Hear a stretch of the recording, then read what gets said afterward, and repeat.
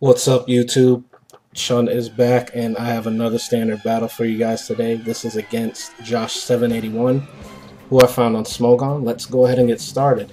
I'm going to lead off with Swampert. He's going to lead off with his elf. I thought this elf was packing Grass Knot, so I immediately switched to Rotom, and I have no idea why I switched to Rotom, as he's going to go for the Psychic, so I'm going to take meaningless damage as far as that goes. I now am going to go to Togekiss, which should have been my first switch in to this elf, because Togekiss can take anything this elf wants to do.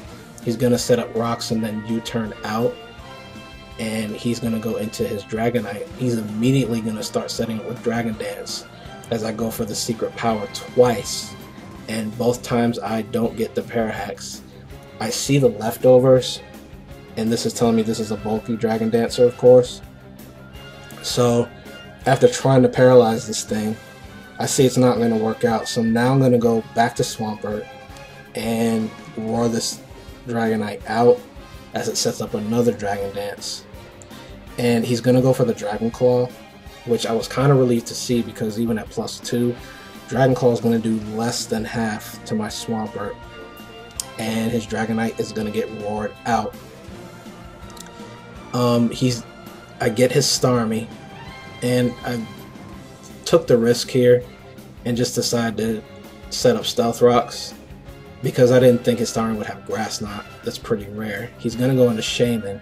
I'm going to switch out because I don't want to take a Seed Flare from that Shaman, so I go to Dragonite, and even though I 4 times resist it, it's still going to do a chunk, and he gets the special defense drop.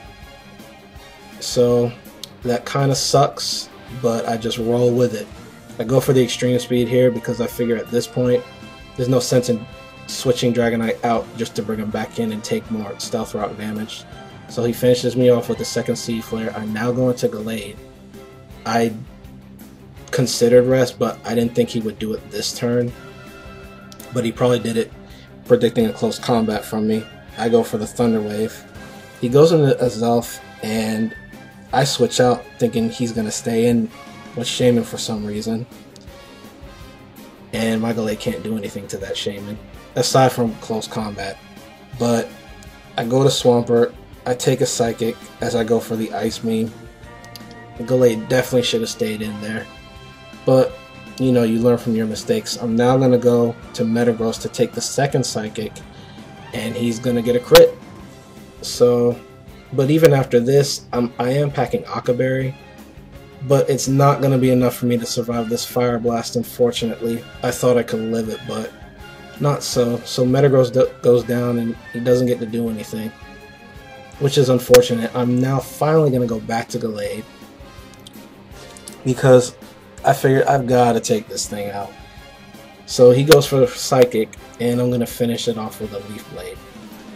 He's now going to go to Dragonite, and I'm going to go for Thunder Wave here. And he's going to immediately start setting up Dragon Dances again. And I'm going to switch out after the Thunder Wave, because I really can't do anything to this Dragonite as far as attacking goes, since I've got Grass Fighting coverage on this Gallade. I go to Rotom. I have no idea why. He gets the first turn Parahax. I'm going to Shadow Ball. It's not going to do a whole lot since it's bulky Dragonite. I should have went straight to Swampert here and just Ice Beam it. But he's going to finish my Rotom off with a Dragon Claw. I guess I thought his Starmie would come back in since I paralyzed this Dragonite, and he might not want to stay in. But anyway, I now go to Swampert and decide to Ice Beam it, because I realize at this point that he is going to stay in. As he goes for the Dragon Claw to finish off my Swampert, I'm now going to go to Togekiss. I'm actually going to set up a sub, and the reason why I did was I was hoping that the paralysis would start to take effect since he decided to stay in, but it doesn't. He goes for the Dragon Claw, breaks my sub. So now I decide, you know what, I'm just going to Air Slash him and finish it off and stop wasting time. which is exactly what I do. His Dragonite goes down, and it kind of sucks in hindsight because I could have had more health for his Starmie. But, you know, once again, you learn from your mistakes. Starmie comes in now. He's going to go for the Ice Beam. I know I can live the Ice Beam, and I'm going to go for Secret Power, and I do finally get the Parahacks.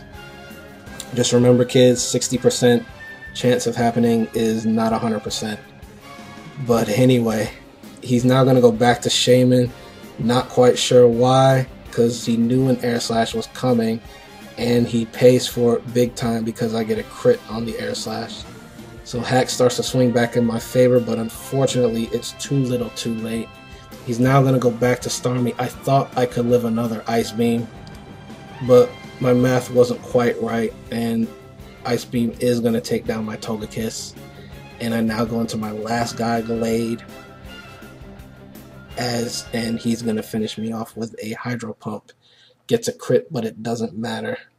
It was a great game, Josh. I definitely hope to play you again sometime.